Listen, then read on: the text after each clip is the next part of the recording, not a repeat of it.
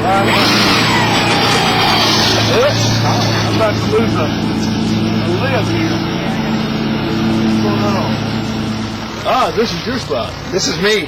Yeah. Okay. What you got, automatic ignition on there? Yes, sir. It's rolling right now. Oh, it's rolling. Right. We're actually taping. We're hot. I need some action out of you, son. I'm standing there like a lump on a log. If you don't know who I'm standing here talking to, it's Bobby Keys. Bobby Keys is a saxophone player for a little band called the Rolling Stones. That's right. They were my band in the beginning, but political things changed, and so I'm not the leader anymore. And the interesting thing about Bobby is he started young, and he started in one of the first rock and roll bands to hit the scene. And who was that, Bobby? What was your first band? Well, it was a guy. It wasn't actually. I wasn't in the band. First time I ever played with a band was a guy named Buddy Holly. Had a group called the Three Tunes, and they were going into a radio station in Lubbock, Texas, a KSL radio station, to make a record. And he said, "Well, we might need a saxophone on here. These other groups got saxophones. Bobby, you got a saxophone?" Well, I got one. Yeah. And how old were you? I was 14 then. 14. No, 13 actually. 13 or 14, I don't know. And that's why you still look so pretty after all those years. Oh, well, yes, that clean living and, devotion to health.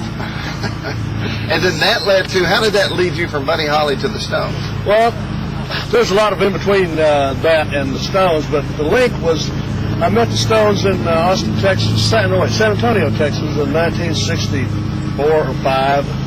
And the record they had out at the time was a song called Not Fade Away, which was a song that Buddy Holly and the Crickets had written and recorded.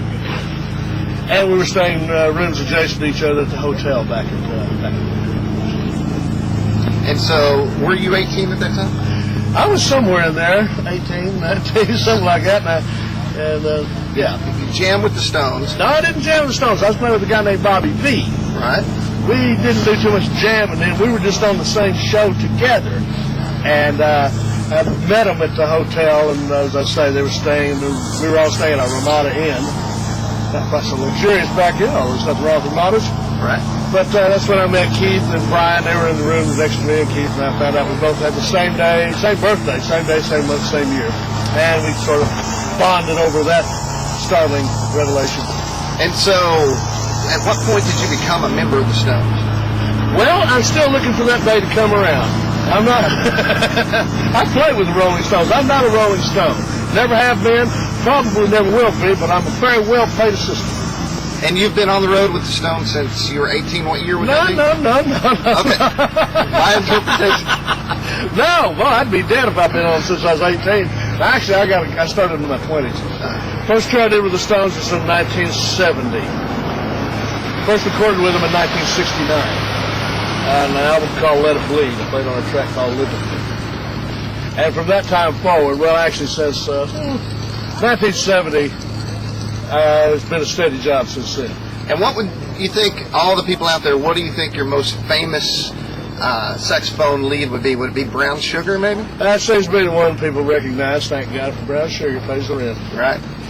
And there is something, I'm always looking for innovators and people that are the first, and 3D is kind of my obsession, but you're the first to something that's almost probably more cool, are you the first guy to really throw a TV out of a window of a hotel room as a rock star? Myself and my able-bodied assistant, Keith Richards, and I decided that since the TV wasn't working, it was taking up valuable needed space to store beer and whiskey. There was no other place in the room to put it, so out the window it went. That seemed to be stuck with me for the past 40 years. Oh, you're not the guy that played such and such. You're the guy that threw the TV out the window. And how many TVs have you thrown out since Just then? one, man. One will make you famous for life. That's all you need. So you got to be the first. Yeah. All right. And I've walked up on you on occasion telling stories that you might only hear on TV. Now, you and Mr. John Lennon hung out a little bit back in the day? Yeah. John and I I met John a long time ago. Of course, everything was a long time ago. But I rented some property in England. It was adjacent to his and Yoko's property. And I met John way before then. But that's when we got to know each other and hang out. We used to get together in the afternoon for a meditation gathering, so to speak. Right. And Yoko didn't like our approach to meditation. She saw that I was providing the meditation energy back, so to speak. So anyway, I was kind of like outside the loop for a while until one afternoon John called me up and said, Bobby, get your saxophone, come over here. Yoko's got a spot for you on her new album.